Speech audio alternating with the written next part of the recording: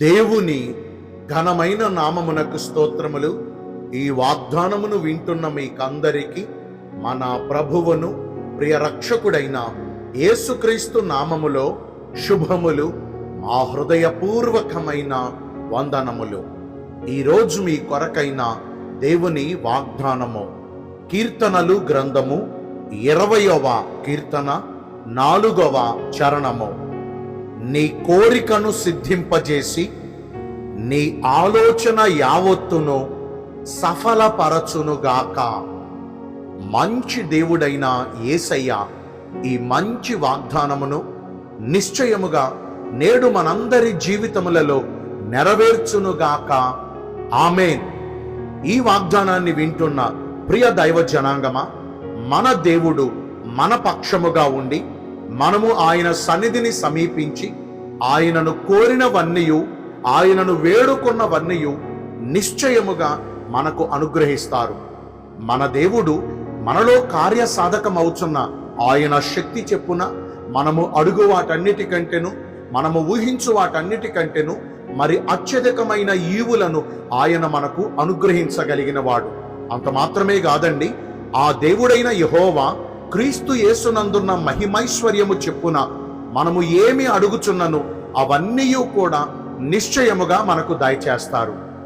మరి నేడు ఈ వాగ్దానాన్ని వింటున్న ప్రియ దైవ జనాంగమా, మన దేవుని యొద్దకు మనము వచ్చి ఆయనను వేడుకున్నవన్నీ, ఆయన ఎదుట మనము చేసిన ప్రార్థనలన్నిటినీ సఫలపరచుచు మన కోరికను సిద్ధింపజేసి మన ఆలోచనలన్నిటినీ కూడా ఆయన అంగీకరించి నెరవేర్చాలంటే మనము గ్రహించాల్సిన మొదటి విషయము, మన కోరికలన్నీ తృప్తిపరచబడినట్లుగా మనము కూడా దేవుడు కోరికను నెరవేర్చగలగాలి. దేవుడు కోరినట్లుగా మనము జీవించగలిగితే, దేవుడు కోరినట్లుగా మనము ప్రవర్తించగలిగితే మన కోరికలన్నిటినీ ఆయన నిశ్చయముగా నెరవేరుస్తారు. మనకు ఒక అలవాటు ఉందండి, ఎంతసేపు మన కోరికలను కోరటం, మన ప్రార్థనలలో మన అక్కరలను అడగటం, మనకు అవసరమైనవన్నీ ప్రభు పాదాల ముందు ప్రజెంట్ చేయటం మనం నేర్చుకున్నాం. దేవుడు ఇచ్చేవన్నీ మనం పొందుకుంటాం, మనం తెలుసుకున్నాం. కానీ ఏనాడైనా ఏ ఒక్కరైనా నేను కోరినవన్నీ నాకు దయచేస్తున్న యేసయ్య, అసలు నా ద్వారా మీరేమి కోరుతున్నారు, నేను ఎలాగున ఉండుట మీరు కోరుతున్నారు, నా విషయంలో మీరేమి ఆశిస్తున్నారు అని ఎప్పుడైనా మనం ప్రభువుని అడిగామా? ఈ రోజున ఈ వాగ్దానం ద్వారా ప్రభు మనకు సెలవిస్తున్నారు, మనము కోరినవన్నీ కాదనకుండా ప్రభు మనకు దయచేయాలంటే ఆయన కోరినట్లుగా మనము జీవించాలి. మరి మన విషయములో దేవుడేమి కోరుతున్నారు? బలులు అర్పించుట, నైవేద్యములు సమర్పించుట, హోమములు అర్పించుట, ఇతరాత్రమైన విషయాలను మాత్రమే దేవుడు కోరుతున్నారా? అవి మాత్రమే ప్రాముఖ్యమైనవా? చాలామంది ఏం చేస్తున్నారు, ఇవన్నీ అర్పించేసి కానుకలో, అర్పణలో, బలులో ఇంకా ఏదో ఇతరాత్రమైనవి అర్పించేసి ఇవి చాలు దేవుడికి, ఇంకా మేము ఇవి అర్పించాం కాబట్టి దేవుడు కూడా మా కోరికలు తీర్చాలని కోరుతున్నారు. మనం ఆయన పిల్లలం కాబట్టి మనకు ఏది అవసరమో దేవుడికి ఖచ్చితంగా తెలుసండి.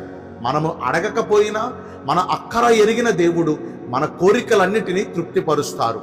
కానీ మనం గ్రహించాల్సిన ప్రాముఖ్యమైన విషయం, ఆయన మన విషయంలో ఏమి కోరుతున్నారు. ఇందాక మనం తెలుసుకున్నాం, కేవలం బలులు, నైవేద్యాలు, హోమములు, కానుకలు, అర్పణలు ఇవి మాత్రమే ప్రైమరీ థింగ్స్ కాదు దేవుడికి. వీటిని మాత్రమే కోరి అవి మాత్రం చాలు నాకు అని చెప్పే దేవుడు కాదు మన దేవుడు. బలులను కోరుకునే దేవుడు కాదు మన దేవుడు. మరి ఆయనకు కావాల్సిందేంటి? కొన్ని విషయాలు మనం తెలుసుకుందాం. మొదటిగా దేవుడు కోరుకునేది విరిగి నలిగిన హృదయము. ఈ విరిగి నలిగిన హృదయముతో కూడిన ప్రార్థన అంటే దేవునికి చాలా ఇష్టము. విరిగి నలిగిన హృదయం అంటే అసలు హృదయము ఎప్పుడు విరుగుతుంది, హృదయము ఎప్పుడు నలిగిపోతుంది, హృదయము ఎప్పుడు పగులుతుంది? మనము చేసిన పాపాలు, మనము చేసిన దోషాలు, మనము చేసిన అతిక్రమ క్రియలు, దేవునికి ఇష్టము లేని పనులు ఇవన్నీ తప్పు అని మనకు తెలిసినప్పుడు మనము పశ్చాత్తాపడతాం. చూడండి, ఆ పశ్చాత్తాప హృదయం అంటే, ఆ కన్నీళ్ల పర్యంతమై మనం చేసే ప్రార్థన అంటే ప్రభుకి ఎంతో ఇష్టం. అట్టి పశ్చాత్తాప హృదయాన్ని ప్రభు కోరుకునే దేవుడు. దావీదు బేత్షెబాతో పాపం చేసినప్పుడు నాతాను ప్రవక్త దావీదును హెచ్చరించినప్పుడు నాకేంట్లే నేను రాజుని అని సరిపెట్టుకోవాలా. అతడు వెంటనే తన సింహాసనమును దిగి బూడిదను రాసుకుని తన్ను తాను తగ్గించుకుని పశ్చాత్తాప హృదయుడై కన్నీళ్ల పర్యంతంతో కూడిన ప్రార్థన ప్రభు సన్నిధిలో చేశాడు. దావీదు అంటాడు, నా కన్నీళ్లలో నా పరుపు తేలి ఆడినది అంటాడు. అంటే తాను చేసిన పాపము నిమిత్తము అతడు ఎంతగా పశ్చాత్తాపడుతున్నాడో చూడండి. మరి ఈ రోజున భక్తుల్లో చేసిన పాపదోష అతిక్రమ క్రియల విషయమై పశ్చాత్తాప హృదయం కలిగి ఉన్నారా? మరి రెండవదిగా దేవుడికి మనలో ఏం కోరుతున్నారు అంటే పరిశుద్ధమైన హృదయాన్ని దేవుడు కోరుతున్నారు. మనము పరిశుద్ధపరచబడితే దేవుడికి చాలా ఇష్టం. గత కాలములో మనం చేసిన అతిక్రమాలన్నీ ప్రభు దగ్గర ఒప్పుకుని విడిచిపెట్టి మరెన్నడూ వాటి జోలికి మనము వెళ్లకుండా క్రీస్తేసు ప్రభు వారి రక్తములు మనము కడగబడి శుద్ధి చేయబడాలి అనేది మన ప్రభు వారి కోరిక. పరిశుద్ధమైన హృదయాన్ని కలిగి జీవించగలుగుతున్నామా? మూడవదిగా యథార్థ హృదయులంటే ప్రభుకి చాలా ఇష్టం. గతించిన దినములలో దేవుడు చేసిన మేలులను మనము మర్చిపోయామేమో, లేకపోతే మంచి జరిగినప్పుడు ఒకలా ప్రవర్తించి ఏదైనా అనుకోని సంఘటనలు జరిగినప్పుడు మరి ఇతరాత్రంగా ప్రవర్తించామేమో. కాదండి, మన దేవుని యందు మన భక్తి ఎప్పుడూ నిలకడగా ఉండాలి, నిజాయితీగా ఉండాలి. ఏదో మనకిస్తేనే ఆయన దేవుడు కాదండి, ఏదో మనకు చేసేస్తేనే ఆయన మనకు తండ్రి కాదండి. మనము అడిగినవి ఒక్కోసారి ఆలస్యం అవ్వచ్చు, మనము కోరినవి అది మనకు అవసరం లేకపోతే ఒక్కోసారి దేవుడు ఆపు చేయవచ్చు. మన యథార్థత అక్కడే బయటపడిపోతుంది. ఇస్తే ఒకలాగా, ఇవ్వకపోతే మరొకలాగా. మరి మన భక్తుడైన యోబును ఒకసారి జ్ఞాపకం చేసుకోండి. అన్నీ కలిగినప్పుడు ఎలా భక్తి చేశాడో, సర్వస్వం కోల్పోయినప్పుడు కూడా తన భక్తిని ఇంకా పెంచాడు.